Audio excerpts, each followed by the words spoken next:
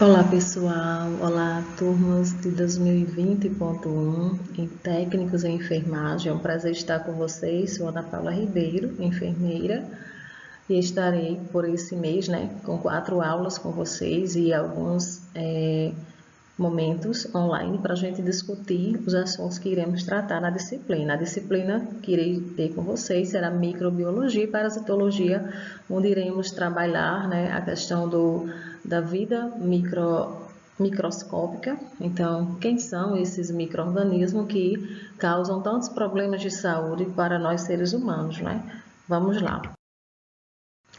A disciplina, como já falado, microbiologia e parasitologia, algumas informações técnicas a meu respeito e vamos seguir a aula. Introdução à microbiologia, Então, de início, eu vou trazer alguns termos técnicos para vocês. De início vai ser tudo muito novo, mas eu acredito que vocês, ao longo da disciplina, irão desfrutar com mais calma de cada um desses termos e aprender a utilizá-los na hora certa e diferenciá-los, que é o mais importante, A gente tem o primeiro termo, é agente etiológico, É o causador. E o que seria o vetor, professora? É o transmissor. Então, aí vamos lá. Agente etiológico. A gente sabe que o Aedes aegypti transmite 3 vírus. Lembram-se? Dengue, chikungunya e zika vírus.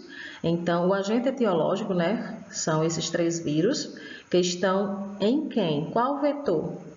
É o Aedes aegypti, o mosquito. Então, a gente tem que saber quem são os vetores e quem são os agentes etiológicos. Outro exemplo, professora, doenças de Chaga, quem é o vetor? O barbeiro, o inseto barbeiro. Professora, e o agente etiológico? O Trypanosoma cruzi. Agora dá para fazer a ligação, o Trypanosoma cruzi, ele habita o aparelho digestivo do barbeiro, que infecta o ser humano ou se reinfecta ao consumir o sangue, daquele paciente que está também com a doença de Chaga. Tanto ele pode infectar, como ele pode ser infectado ao sugar o sangue de um paciente já adoecido. Então, tem que sempre haver essa diferenciação. O agente etiológico é o agente causador da doença. Exemplo, a dengue, o vírus ele causa a doença da dengue, da chikungunya e da zika vírus, E quem é o agente transmissor? O Aedes aegypti, o mosquito. E professora, essa transmissão pode ser dada de quantas formas? Temos 2. Uma transmissão biológica, que a gente pode colocar aí o exemplo tanto do barbeiro, que transmite a doença de Chagas, porque ele passa parte da sua vida dentro desse vetor e transmite de forma biológica, E de forma mecânica, professora, nos explica aí.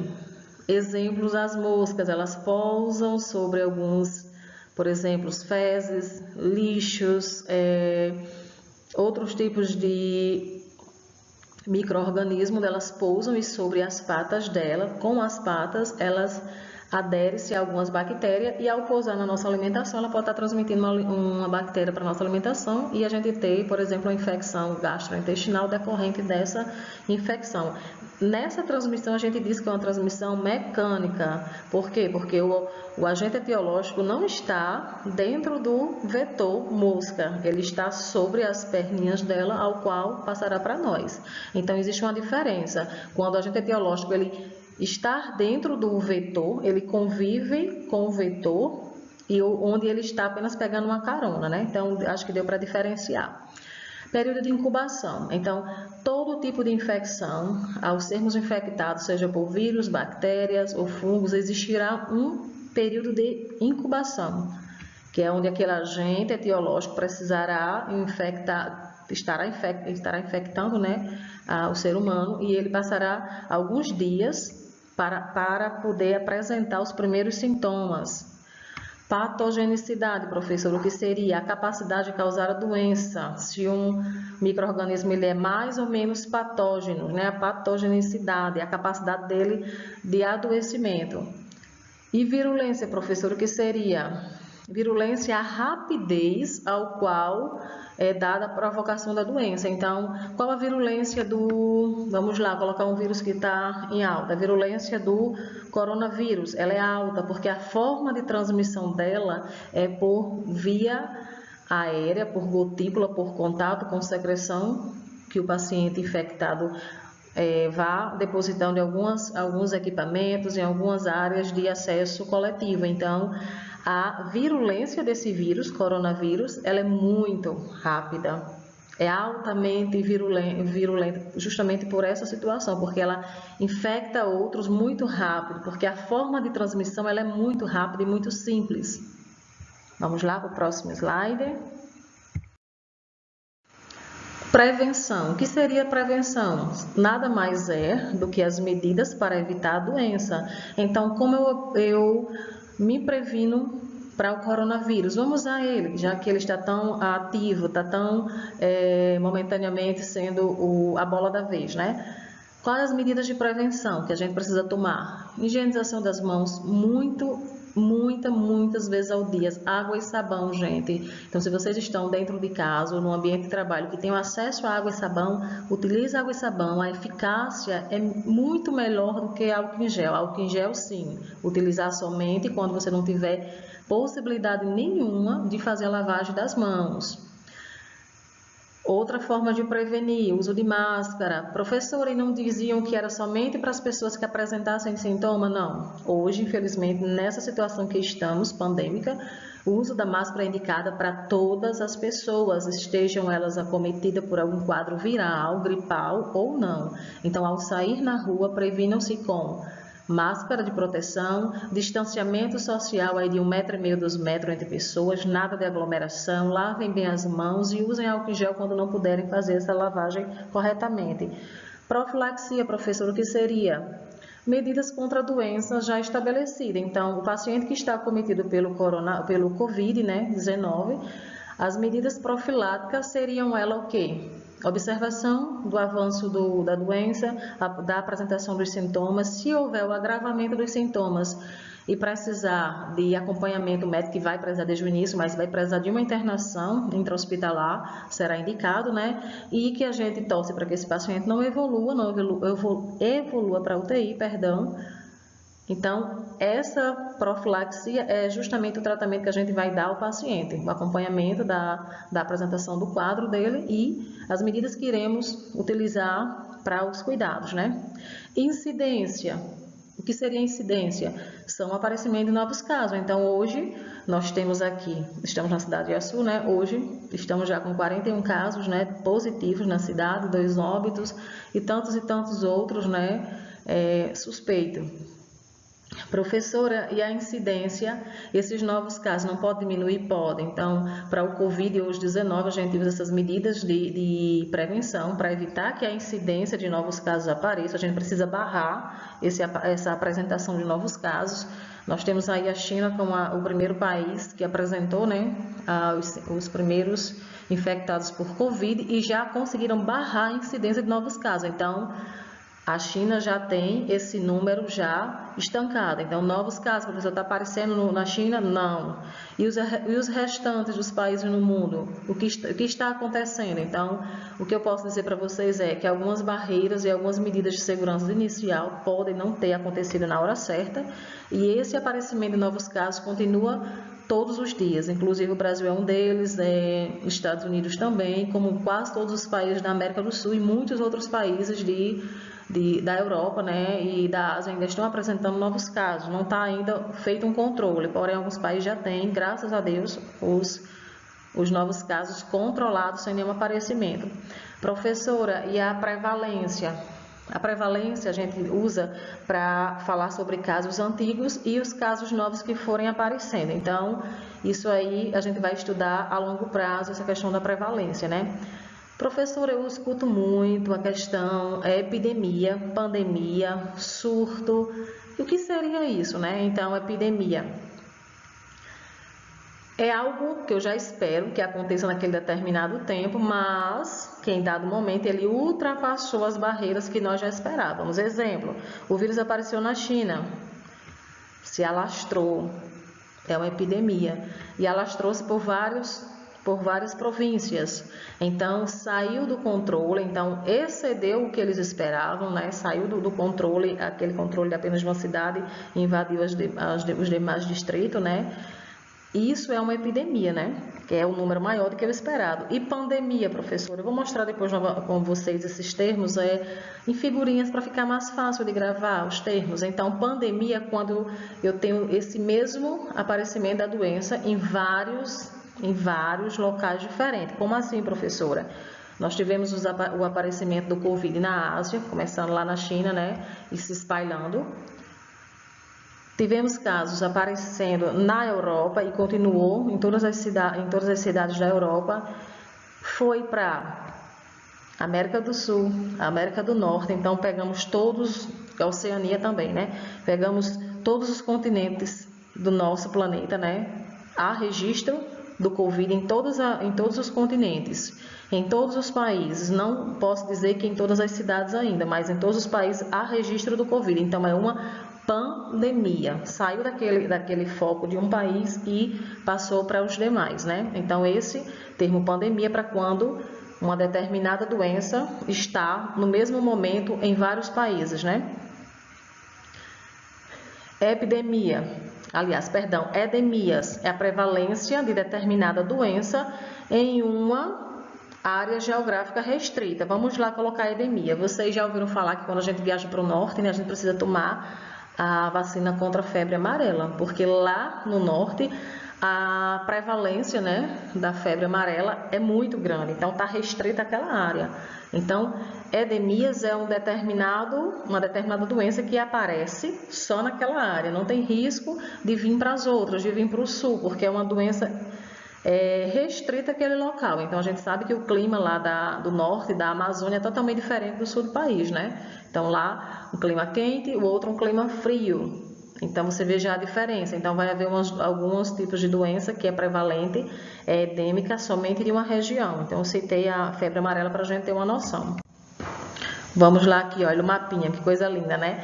O mapinha aqui está todo em verde, apresentando cada tom de verde desse branco, tem uma representatividade aqui, ó.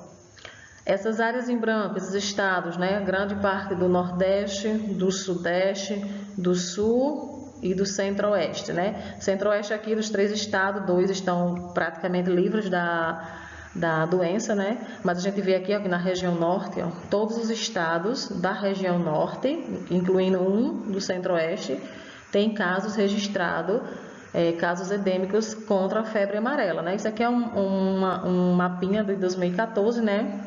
Mas a gente sabe que 10 dias antes de viajar para essas áreas endêmicas, a gente toma a vacina, que é para poder estar imunizado contra essa doença, né? Essa febre. Seguindo, olha aqui, ó. Esse registro mostra quando a infecção estava acontecendo, né, lá na China, a infecção pelo Covid-19. A gente pode dizer que essa infecção a nível de China é uma infecção, é uma epidemia, estava assolando o país lá na China, né? Quando ela se expandiu para outros países, saindo do continente asiático, passando para o europeu, passando para a Oceania, vindo até nós, América do Sul e América do Norte, a gente disse que é uma pandemia, ficou generalizado, ok? Deu para entender? Pronto, uma figura que diz bem bonitinho como seria uma pandemia. Está aqui, né? Então, o caso começa na Ásia e se estende por todos os continentes que nós conhecemos, né? Então, quando passa para ser uma doença que é vista e registrada naquele país, a gente diz que é uma epidemia. Quando se alastra, professora, para vários continentes, a gente diz que é uma pandemia. Generalizou. Então, há registro da doença em todos os países dos continentes, ou em sua grande maioria. Então, todos os países têm infectados? Provavelmente não todos, mas quase todos já têm, infelizmente, para o Covid, não é? Vamos lá entrar um pouquinho no assunto agora. Microbiologia, gente, é uma área da biologia que se dedica ao estudo dos micro-organismos. Ela analisa suas funções, características, metabolizações, distribuições e seus efeitos. Dentre esses micro-organismos, a gente vai trabalhar muito sobre as doenças causadas por bactérias, vírus, fungos, né? E mais alguns outros tipos de parasitas gastrointestinais que causam alguns problemas de saúde, muito relacionados à saúde pública, a saneamento básico, ou má higienização dos alimentos, né? A gente vai ver no decorrer das nossas outras aulas. Ela também pode ser caracterizada como a especialidade da biomedicina, da parte, a parte biomédica, né? As áreas as disciplinas de saúde, que estuda os micro-organismos patogênicos, ou seja, micro-organismos causadores de doença. Professora, todo micro-organismo causa doença? Não. Todo micro-organismo causa algum problema dentro do nosso organismo? Também não. Sobre nossa pele, nós temos aqui habitando milhares e milhares e milhares de bactérias. Sobre nossas cavidades, nossos orifícios, como boca, nariz, vagina e ânus, temos uma flora, ou seja, micro-organismo específico destas áreas. Dentro do nosso trato intestinal, né, nós vamos ter uma flora intestinal rica em algumas bactérias que são benéficas à nossa saúde. Então, quando há um descontrole, um desequilíbrio no meio ao qual este organismo está inserido, pode haver um aparecimento e um adoecimento por causa disso. Porém, existem outros patógenos que não são comuns viver socialmente conosco, nós seres humanos, e quando eles adentram o nosso corpo, eles causam muitos estragos, muitos danos. Eu posso citar um aqui, que desde a década de 80 tem sido uma luta para a saúde pública mundial, tentarmos encontrar uma cura, uma vacina contra o HIV. Então, o HIV é um vírus que infecta o ser humano, né? Através das relações sexuais, dos atos desprotegidos, de material perfuro-cortante, transfusões de sangue, por amamentação, mãe que é soro positivo, que amamenta seu filho, pode vir a transmitir pela amamentação. E, por exemplo, transplante também, você pode vir a receber um órgão, esse órgão está infectado e você vinha a desenvolver não, né? Você vai receber o órgão infectado e vai adquirir esse vírus, né? Porém, qual o maior problema na questão do vírus? Porque o vírus ele é um micro-organismo que habita nossa célula. Vamos lá. O HIV, professora, qual a célula do nosso organismo que ele infecta? É a célula CD4, a célula de defesa do organismo. Por isso que o paciente infectado pelo vírus do HIV, enquanto ele estiver apenas como HIV positivo e ele fizer o uso correto das medicações, ele vai ter uma sobrechance. Então, ele pode fazer o uso de todos os retrovirais e ter uma vida normal, estar sem transmitir, mas isso não tira dele a responsabilidade de se prevenir, de se cuidar nas relações sexuais e na sua vida social com as demais pessoas, né, que ele se relaciona.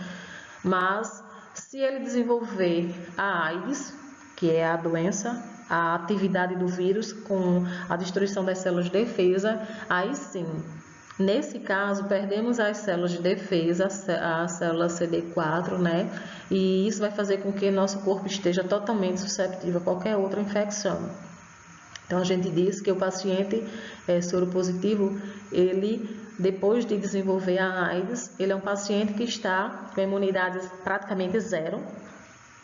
Até uma gripe da mais simples pode vir a acometer esse paciente, é uma internação e provavelmente, proveniente disso, possivelmente um óbito, né? Então, isso é só para vocês terem uma noção dos cuidados que a gente deve ter para evitar doenças estas que a gente ainda não tem uma cura. No caso do HIV não temos a cura ainda, temos um tratamento com retrovirais que é muito válido, muito aceito. No mundo todo já se trabalha a questão desse coquetel retroviral, né, para dar uma qualidade de vida aos pacientes. Com relação ao Covid, nós não temos a vacina e nem o tratamento, as medicações corretas para o tratamento. Então, por isso, esse problema está tão assolado a nível mundo, né? Perdão. Os micro-organismos são encontrados em todos os ambientes. incluindo solo, água, ar, e participam de todas as funções vitais, embora não possam existir dúvidas de que bactérias e vírus sejam os patógenos mais numerosos e importantes. O estudo da microbiologia também está ligado à micologia e parasitologia. Voltando aqui, né? Então, como falei antes, os micro-organismos são encontrados em vários ambientes. Já falei que sobre o nosso corpo, encontraremos eles naturalmente em equilíbrio, convivendo conosco. Porém, existem outros patógenos, né, que vão chegar e vão tomar posse de alguma parte do nosso corpo, com essa posse causar um desequilíbrio orgânico. Então, esses micro-organismos, eles são parasitas quando a convivência dele conosco entra no desequilíbrio. Então, sempre lembre, micro-organismo parasitário, ele precisa, dentro da convivência dele com o outro, né, com o hospedeiro, ele precisa manter um desequilíbrio metabólico. Então, quando esse micro-organismo causa um desequilíbrio, eu digo que esse micro-organismo ele é parasitário, ele está usando os meus recursos naturais, nutricionais, moleculares para poder fazer a sua forma de sobreviver, né? Então, a gente vai encontrar esses micro-organismos em locais diversos pelo ambiente ao qual vivemos, né? Como solo, água e ar. Vamos encontrar também sobre o nosso corpo, sobre a pele, sobre alguns orifícios, até mesmo dentro do nosso trato intestinal e entre outros, né? Então, a gente vai discutindo isso ao longo das aulas.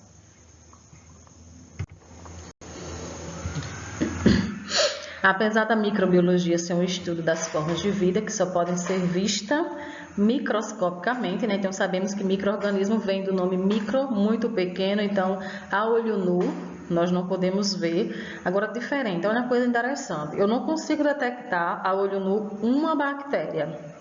Porém, se estas bactérias estiverem agrupadas em colônias, aqui tem bilhões e bilhões delas agrupadas, como se fosse aí uma grande família, aí sim eu consigo visualizá-las. Mas aí eu não posso dizer que é uma bactéria, eu digo que é uma colônia. Por quê? Porque aqui existe milhares e milhares delas. A gente cultiva. É como se fosse uma pequena criação de bactéria.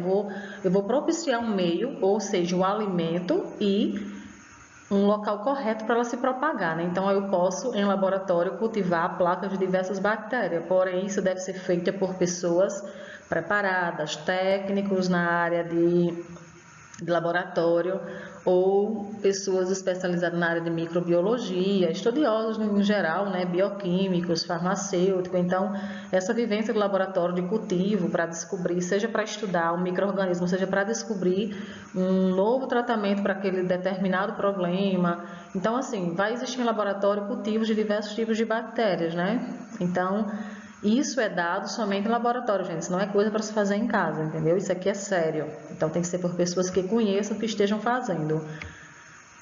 Vamos lá, continuando, né?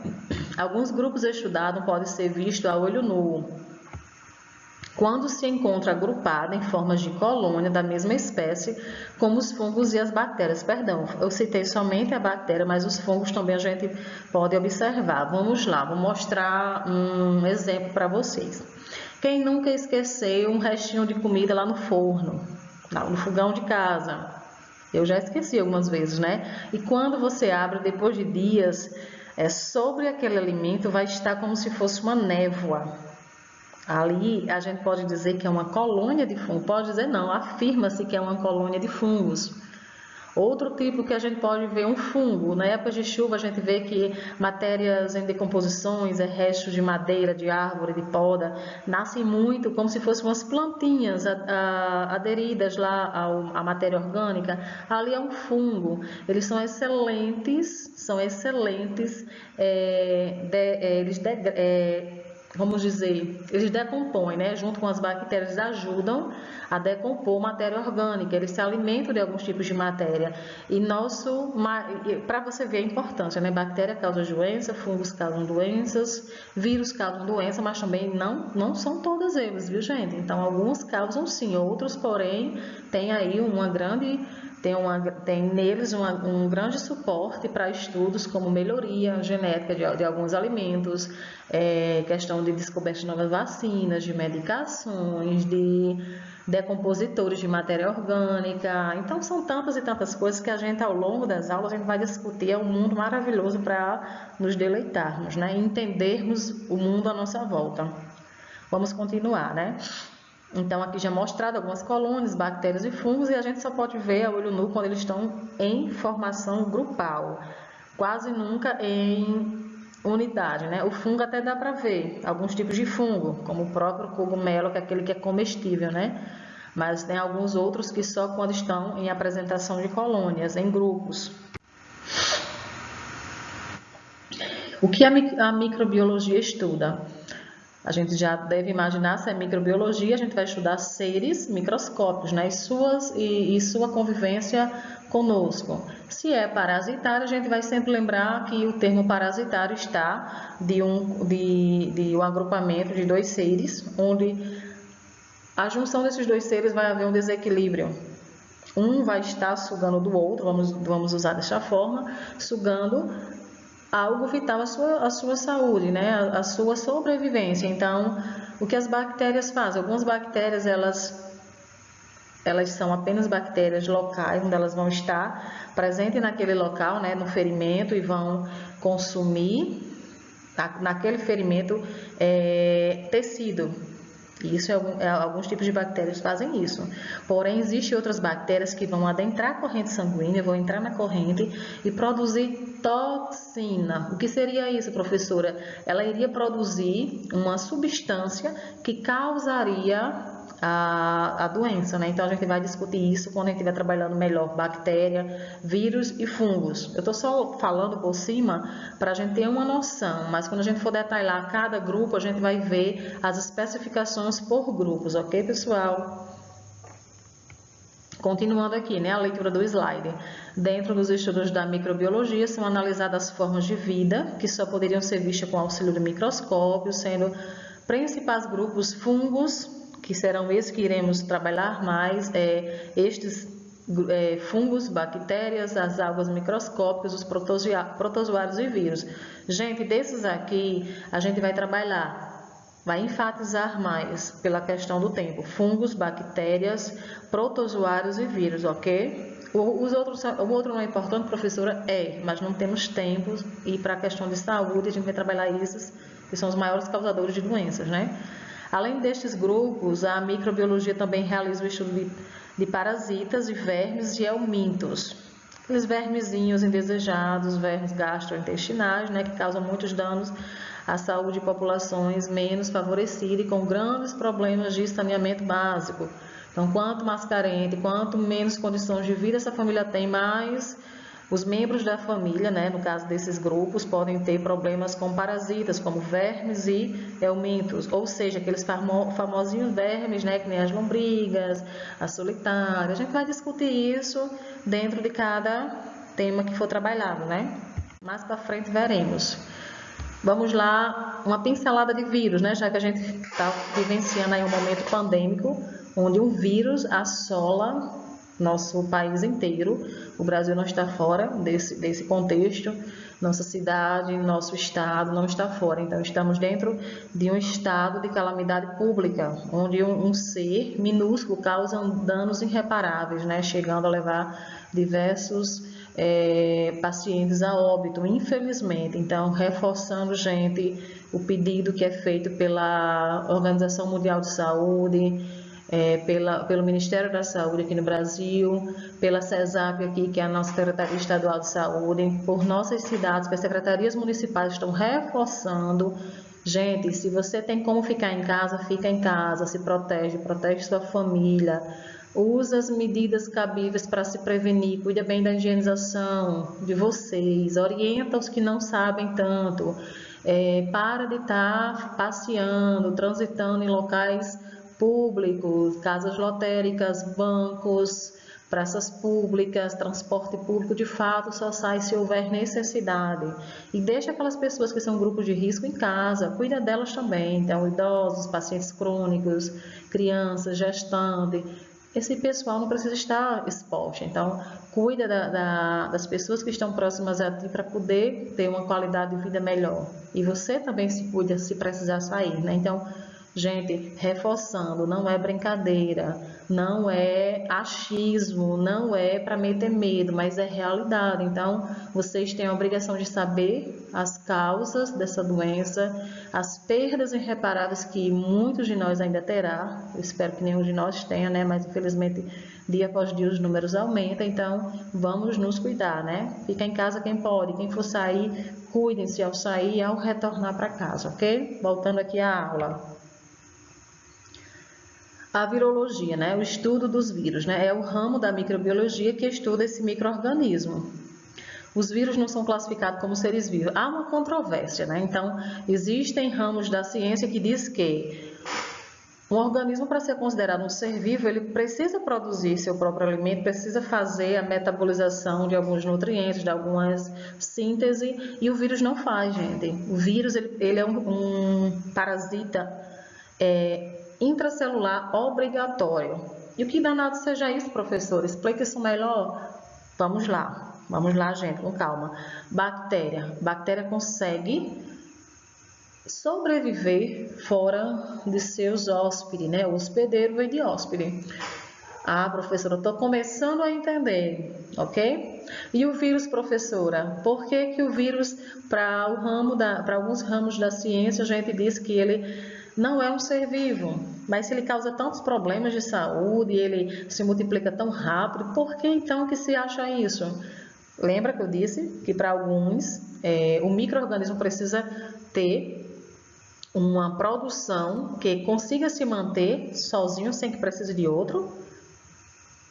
As bactérias conseguem estar, elas são seres vivos que estão, mesmo sem estar dentro do hospedeiro, ela tem uma vida independente. Porém, o vírus precisa exclusivamente estar dentro do hospedeiro para se replicar, para multiplicar seu material genético, fazer suas cópias idênticas, né? E depois que ele consegue usar os nutrientes, né, o material daquela célula, ele vai se alimentar daquele material, vai usar parte dele para produção de suas novas irmãs, de suas cópias idênticas. Com isso, quando ele consumir todo o material da célula, ele vai, como é que eu posso dizer, vai romper a célula, vai danificar essa célula e vai em busca de novas células para reprodução. Então, a gente falando, vamos lá para o HIV. Professor, o HIV infecta que célula do nosso organismo? A célula CD4. É uma célula de proteção. É uma célula do nosso sistema imunológico. É um soldadinho de defesa.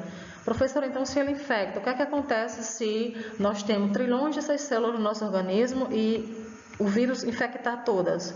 Meus queridos, infelizmente, se nós estivermos acometidos pelo vírus HIV e se houver uma infecção generalizada em todas as células, isso não é de um dia para a noite, ok?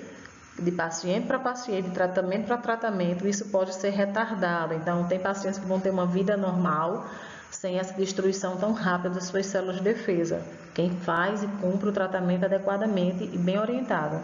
Alguns outros não terão o mesmo privilégio, né? Seja qual for o motivo, não descobriram logo, não fizeram o tratamento correto, eles têm uma perda irreparável, né? Uma perda considerável de suas células de defesa, vão ser um ser praticamente indefeso, sem soldadinhos de defesa, onde cada vírus, né, que entrar em uma célula, ele vai se propagar, vai se multiplicar, vai consumir todo o material genético para sua produção, sai daquela célula, rompe, destrói, vai para as próximas, infectam. E essa vida parasita que eles levam, ok? Então, por isso que a gente diz que o vírus é um micro-organismo obrigatoriamente intracelular. Ele só nos causa dano se ele estiver introduzido dentro da célula, ao qual ele precisará consumir seu material para se reproduzir. Professora, explica ainda mais esse assunto? Vamos lá. O vírus do Covid, vocês lembram quais as medidas de segurança que a OMS está pedindo que todos façamos e as organizações de saúde pedem? Lavem bem as mãos, mantenham os locais onde vocês habitam, vocês trabalham, higienizado. Gente, o que é que a gente usa para higienizar as mãos? Água e sabão. Professora, mas como assim? Água e sabão é uma coisa tão simples. Mata vírus? Gente, mata micro-organismos. Se a gente tiver uma lavagem de mãos qualificada, daquela forma correta, sempre tendo cuidado e os bons hábitos de higienizar, de não reproduzir ou não estar levando para suas mucosas, olhos, nariz e boca, os vírus, nós podemos interromper essa transmissão dela com uma medida simples, água e sabão. Combate. Deixa eu explicar. O vírus fora do nosso organismo ou do organismo do hospedeiro, ele fica inativo. Como assim, professora? Suponhamos que eu esteja em contato com alguém positivo para Covid. Apertei a mão dela sem querer ou passei a mão sobre algo que ela deixou lá, a sua mucosa contaminada, né? Um restinho de catarro, um restinho de cuspe. Sem querer, não estou vendo, passei a mão, adquiri. Se eu lavo as mãos, o que é que acontece? Eu elimino. Se eu lavo as mãos bem lavada, se eu faço o procedimento correto, e vocês já viram isso com certeza no início das aulas de vocês sobre a lavagem simples de mãos, que é algo essencial para a nossa área de saúde, né? E verão ainda muito mais sobre isso.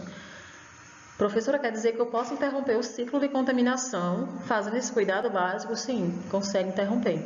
Que é o cuidado mais simples, mais barato, mais eficaz de que você tratar a doença depois de adquirida. Por quê? Covid não tem vacina, Covid não tem medicamentos corretos para ele. Ainda não foi descoberto o tratamento correto. A gente usa as medicações que nós temos para tratar as infecções que ele vai causando, por exemplo, como uma pneumonia.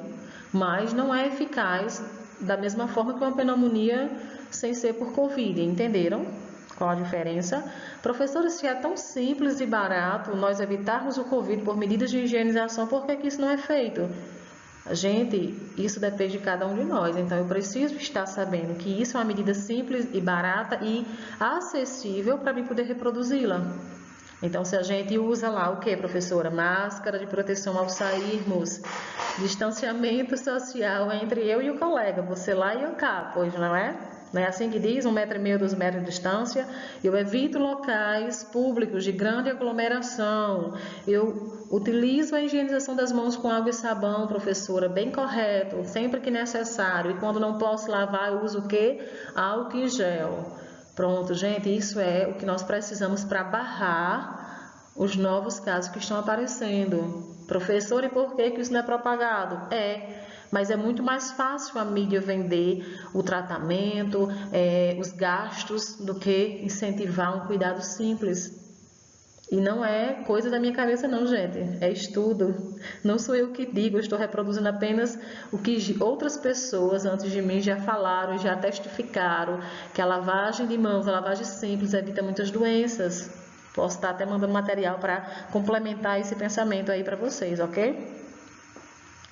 Então, o vírus ele não possui um sistema celular e só consegue se reproduzir dentro de células vivas, ou seja, os vírus é um serzinho que ele não tem essa independência, ele não é um ser independente para viver sem o hospedeiro, né? Então, por isso que alguns dizem que o vírus não é um micro-organismo, outros dizem que sim. Vamos lá.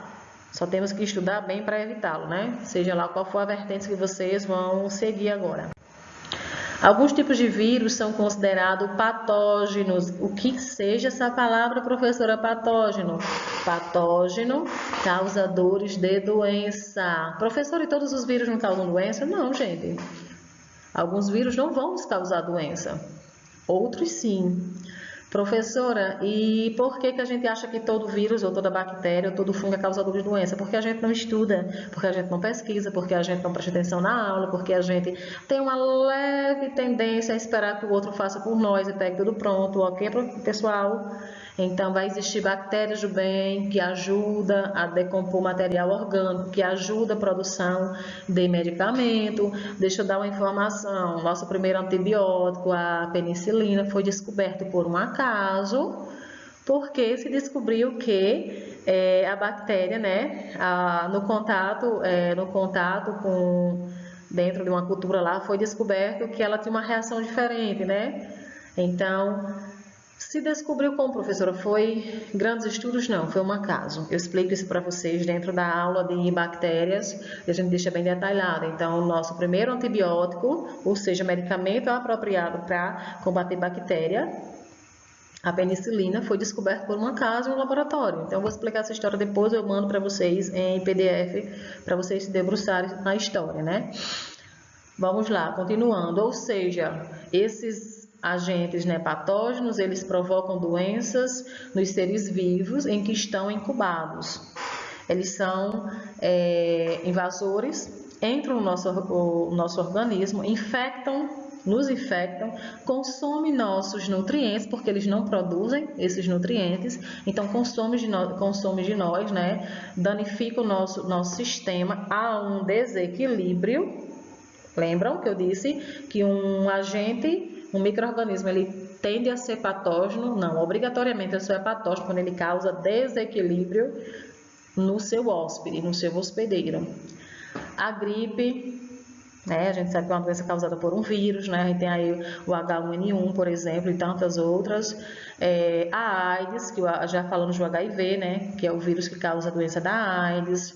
A varíola, a febre amarela, são alguns exemplos de doença que podem ser transmitidas através de vírus. Veremos mais especificadas somente em vírus, ok? Isso aqui é um mapinha mental, né?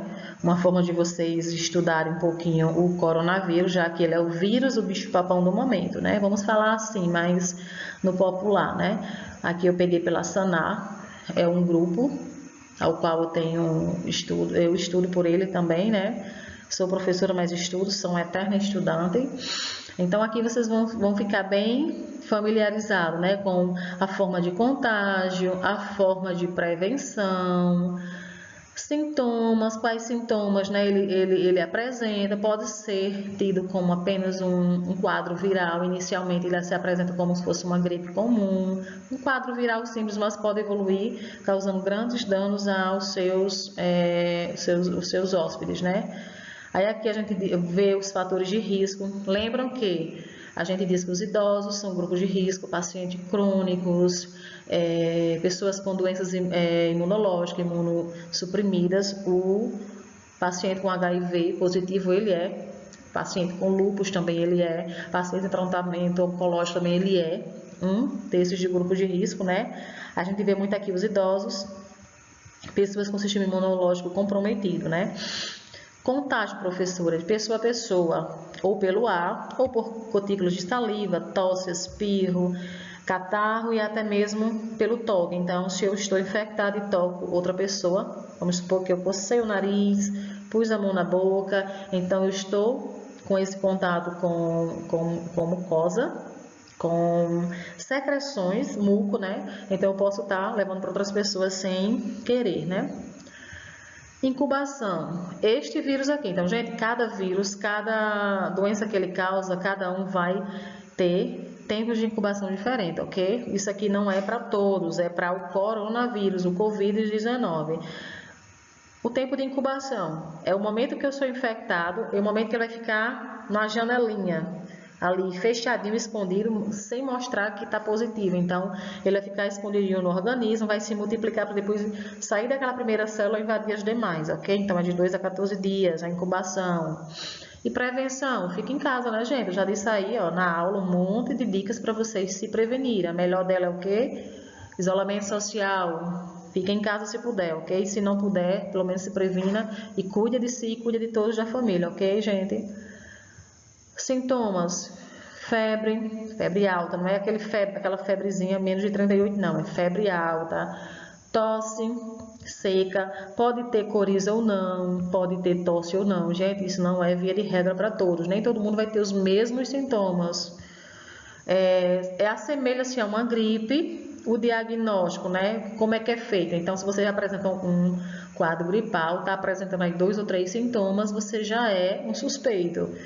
E forma de diagnóstico, professora, coleta de material, né? De muco, vai mandar para análise e testar, né? Para o Covid-19. Tratamento: repouso e hidratação, como qualquer outra infecção viral. Porém, se o seu quadro evoluir, aí a gente vai para o nível intra-hospitalar, certo? Mas isso aí vai haver um acompanhamento para se decidir se precisa tratar apenas em isolamento dentro de casa ou se precisa ir para um ambiente a nível hospitalar. Isso vai depender do acompanhamento e do que você vai apresentar no decorrer da doença estabelecida já.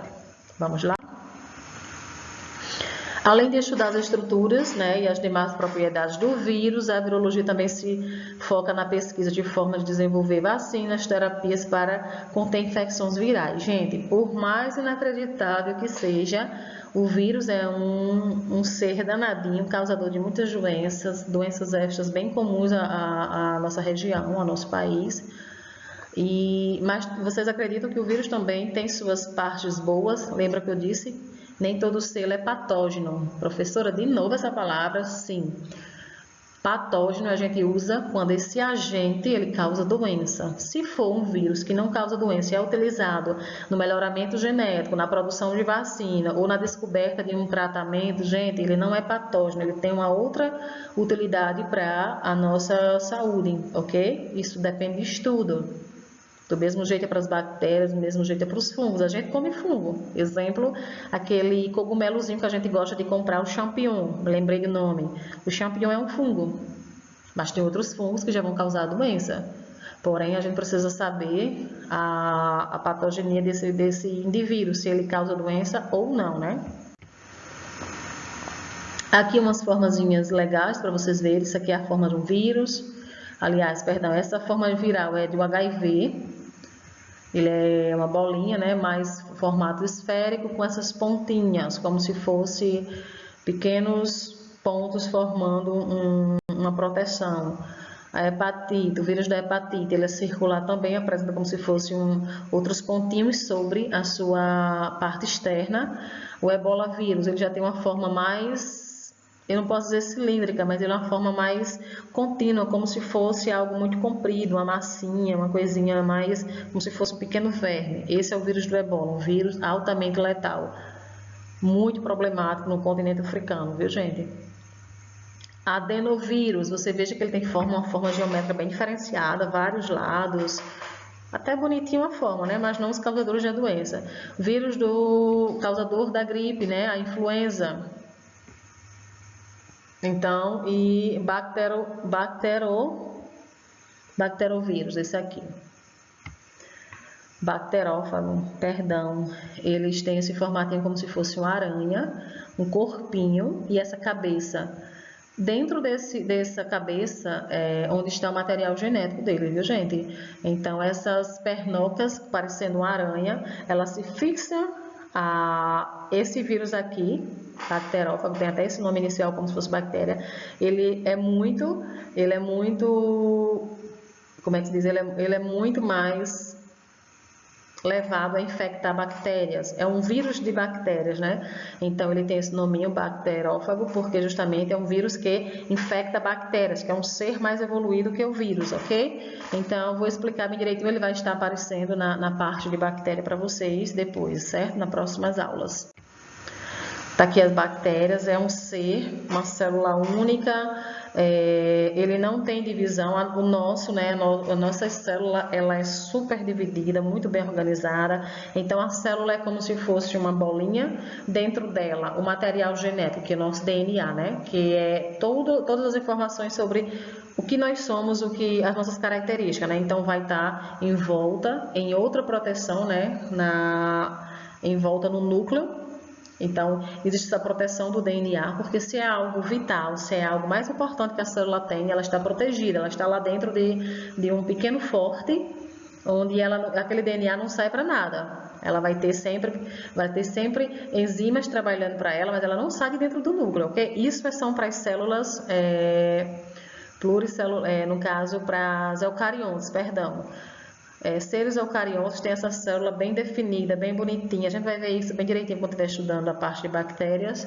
E as bactérias são uma célula simples, ela não tem essa grande relevância com relação ao material genético. O material genético dela está solto dentro da célula bacteriana, misturado-se a outras enzimas, a outros componentes da célula, e é totalmente diferente da nossa célula, né, eucarionte, a procarionte da eucarionte.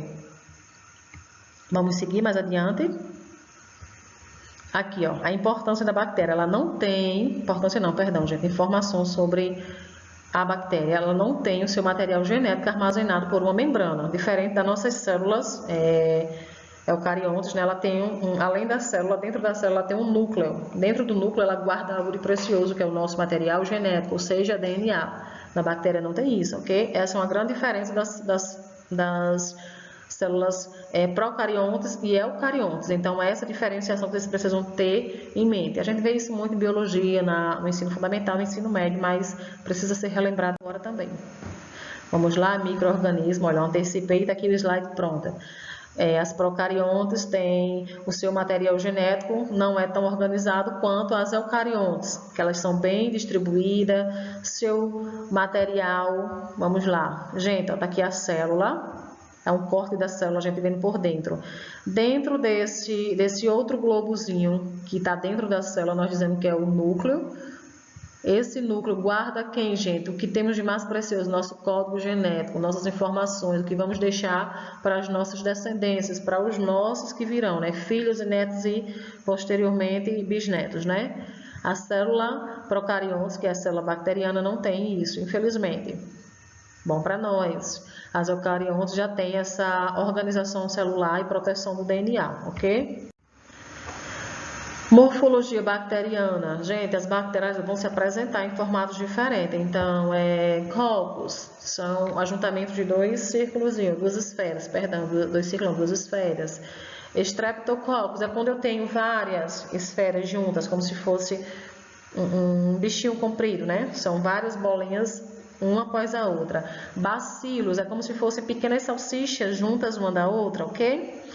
Estafilococcus são ajuntamento, que ela já vai fazer forma geométrica, olha a diferença.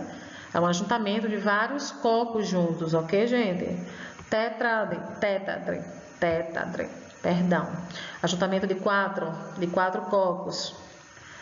E essa daqui, gente, olha, a gente vê que o ajuntamento de 8, ela faz bem direitinho, como se fosse um formato de um cubo, né? Então, a gente vai ter os flagelados, os que apresentam uma extensão da bactéria, como se fossem pequenas perninhas. Esse é o flagelado. A gente diz que isso aqui é o flagelo, ok? Aí os outros, o vibrião, também apresenta uma forma mais cilíndrica e um leve rabinho, vamos dizer assim, que serve para locomoção, para eles poderem se dispersarem mais rápido dentro do organismo.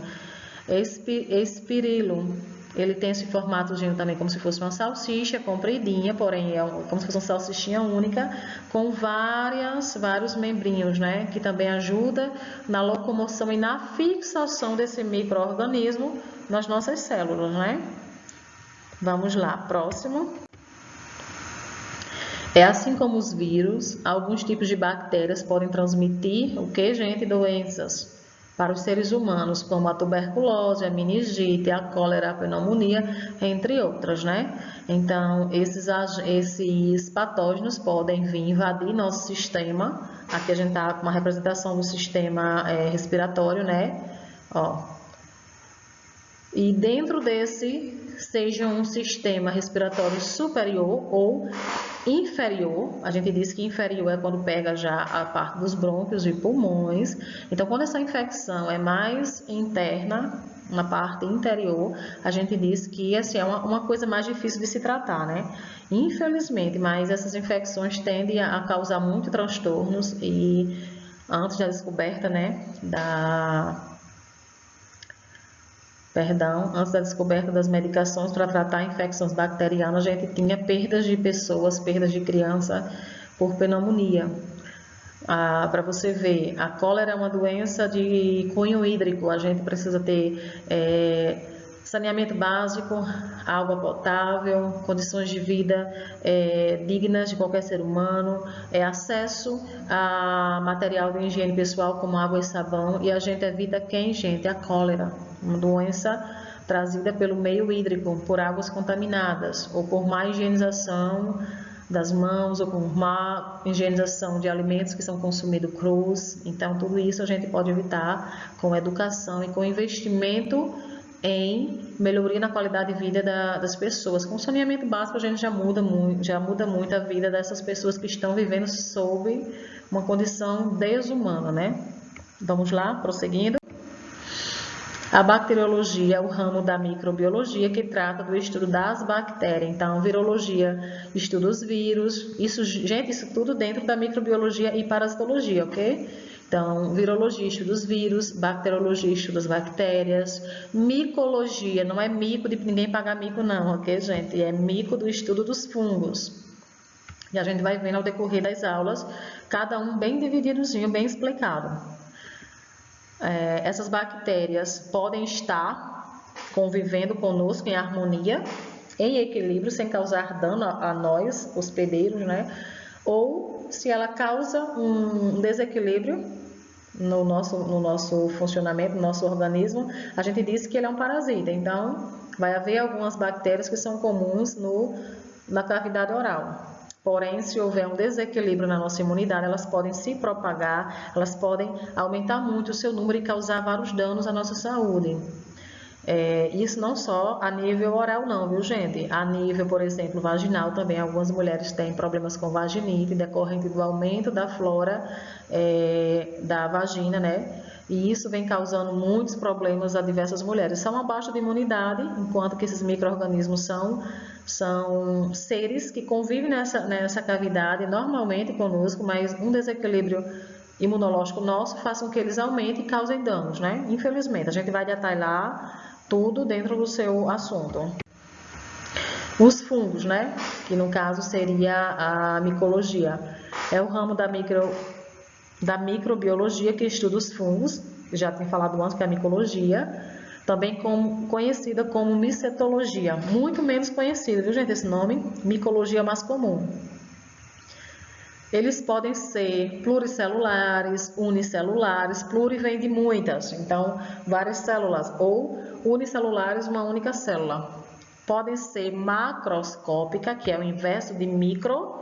Lembra que eu disse? Quando a gente tem uma colônia de fungos lá, quando a gente esquece aquela comidinha no forno, que abre depois de uma semana, tá lá uma névoa sobre o alimento, aquilo ali é uma colônia, ele fica visível, então é macroscópica, macro vem de grande, ok?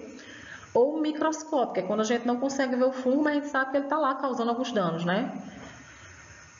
São eucariontes, a célula dele já é bem mais detalhada do que as procariontes, e heterótrofos. Vamos seguir mais adiante? Olha aqui umas imagenzinhas, né? Um fungo comum na vegetação natural, esse outro fungo em forma de cálice. Esses são macro, a gente consegue observar, são vistos a olho nu, né? Porém, outros são micro, precisa de uma lupa, precisa de um microscópio com uma visão aumentada em 100, 10, 100 mil vezes para poder ver esses senhores aqui, né? Esses seres. Isso não só para os fungos, mas para os vírus e também para as bactérias. Vamos lá? Perdão, voltando. Vamos seguir, né? Vamos continuar. Protozoários são seres unicelulares, né? Lembra que eu falei que a gente iria ver bactérias, fungos, vírus e os protozoários, né? São seres unicelulares, heterotróficos, eucariontes. Alguns protozoários são considerados parasitas, pois habitam outros organismos vivos. Alguns tipos de protozoário podem provocar doenças como malária, doenças de Chagas, amebíase, que é um tipo de verminose gastrointestinal, né? Entre outras. Doenças, que eu já tinha até comentado no início do vídeo, né? Apresentei essa doença, né? Doenças de Chagas, que é causado pelo Trypanosoma cruzi, que ao sermos picado pelo barbeiro, né? Na hora que ele vai ingerir o nosso sangue, ele consome sangue, né? E então, na hora que ele está lá consumindo nosso sangue, muito comum em habitações de casa de taipa, casa de pau a pique, então muito comuns nessas áreas que ainda tem esse tipo de habitação. Na hora que ele faz esse consumo, normalmente ele tem hábito noturno. Após eles se saciarem, estarem totalmente cheios, eles defecam sobre aquele local, né? Então, se ele picou seu braço, após ele se alimentar, ele se alimentou tanto que o seu intestino acaba evacuando, né? Ele defeca, evacua sobre a nossa pele fezes, e dentro dessas fezes vai estar quem, gente? O tripanossoma microscópico. Ele mora, ele vive, ele passa parte da sua vida dentro do sistema digestório do barbeiro, né? Do besouro. E nesse momento que ele é evacuado nas fezes e fica sobre nossa pele, depois de uma ferroada, enquanto ele está consumindo nosso sanguinho lá, ele tem uma substância que ele anestesia o local. Porém, quando ele para de sugar, essa substância perde a sua eficácia e você começa a sentir vontade de coçar o local. Então, eu estou coçando o local, cocei, dormindo, viu, gente? Não está acordada, não.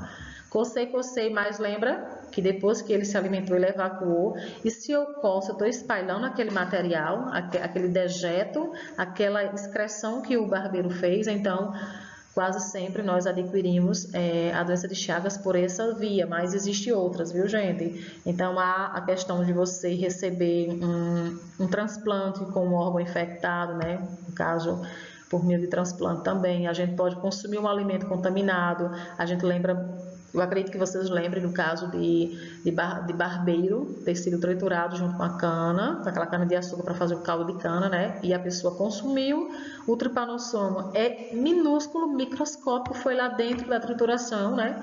O barbeiro habitava dentro daqueles feixes de cana. Na hora de triturar, as pessoas trituravam não só a cana, mas o barbeiro, e dentro do barbeiro o tripanossoma era excretado para dentro do caldo de cana. As pessoas consumiam e adquiriam o micro-organismo patógeno causador da doença, né, doença de Chagas, o crescimento do coração.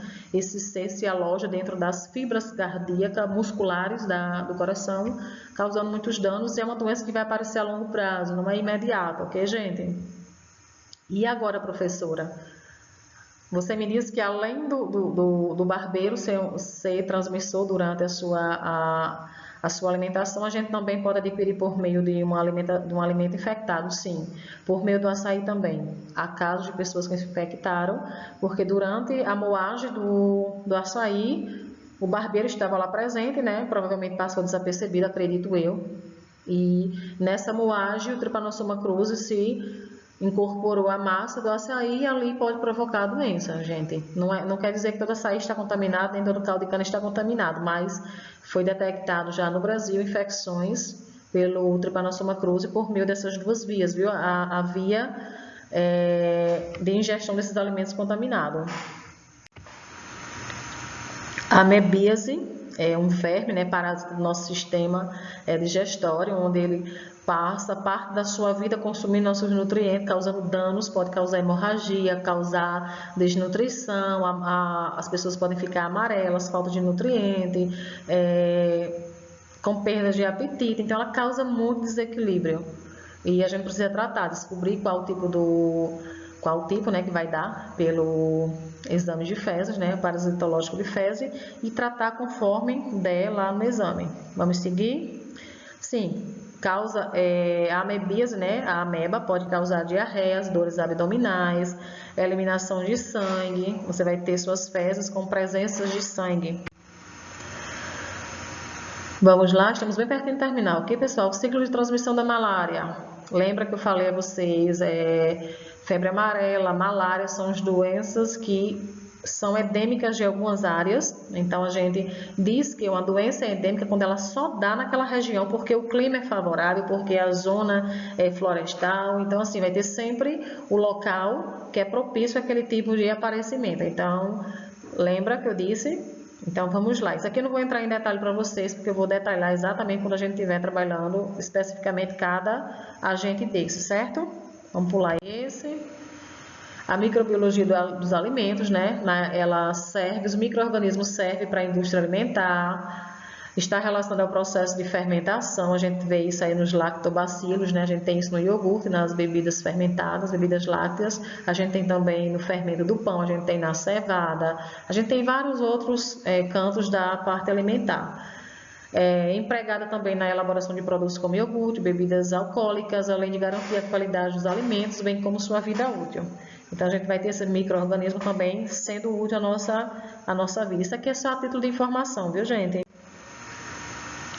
E também vamos estar também relacionado à microbiologia ambiental, né? É uma área da ciência ambiental que estuda a composição e a fisiologia das comunidades microbianas presentes em ambientes como solo, água ou em seus sedimentos. Ela analisa as interações do micro-organismo com os fatores ambientais, bióticos e abióticos. Então, gente, sempre que existe um micro-organismo desequilibrando a vida do seu hospedeiro, a gente diz que esse micro-organismo é patógeno. Essa infecção pode ser dada por maus hábitos de higiene, pode ser dado por desequilíbrio ambiental no ambiente que você está vivendo, então pode ter vários outros fatores envolvidos, certo? E para concluir o nosso último slide de hoje, a gente vê aí um pouquinho da apresentação, né? Componentes abióticos, né? São aqueles que precisam dos ciclos como gases, água, minerais, energia térmica gerada em cada etapa, né? E do sol também presente. Com isso a gente tem, quando a gente tem a degradação de matéria orgânica como as árvores, né? E todos esses componentes. Então, isso vai ser um ciclo que vai se repetir na natureza. E o estudo, a gente precisa aprofundar justamente para entender que esses micro-organismos, apesar de causarem danos ao nosso organismo, né? Eu vou explicar essa parte aqui mais detalhada do último, como está se estendendo, já está em 1 hora o vídeo, excedeu o meu limite. A gente vai fazer essa detalhação em outra aula, mas aqui é como se fosse uma cadeia alimentar, né? Onde até aqui é a parte do carnívoro, consome o herbívoro, que o herbívoro já consumiu o outro alimento, né? Então existe toda uma cadeia. Então, para explicar essa cadeia aqui, vamos deixar para a última aula, certo? Que vai demorar um pouquinho. Então, gente, essa foi a nossa aula inicial, a aula com 1 hora e 6 minutos, perdão pelo excesso de tempo. A gente vai tentar resumir em outras, mas vocês podem dividir o vídeo e acessando por partes para não ficar tão cansativo. Então, por hoje vamos nos despedir, né? Sou Ana Paula Ribeiro, professora de vocês de microbiologia, e a partir de hoje vamos ter uma descoberta de mundos que a gente participa dele e às vezes não sabe que ele existe, né? Então, boa noite para vocês, bons estudos e nos veremos em breve.